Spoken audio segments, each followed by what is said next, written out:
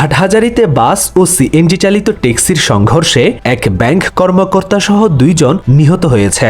এছাড়া বিদ্যুৎ স্পৃষ্টে মৃত্যু হয়েছে একজনের। চট্টগ্রাম আদালতে প্রেম ঘটিত বিষয়কে কেন্দ্র করে বিষ পান করে এক তরুণী আত্মহত্যা করার চেষ্টা করেছে নগরীর আলকরণ এলাকার বাসিন্দা ওই নারী। চট্টগ্রাম নগরীর চাঁদগাঁও থানাধীন বহদ্দারহাট 1 কিলোমিটার রাহাত্তারপুল এলাকায় অভিযান চালিয়ে ছিনতাইকারী চক্রের সক্রিয় 10 জন সদস্যকে গ্রেফতার করা হয়েছে।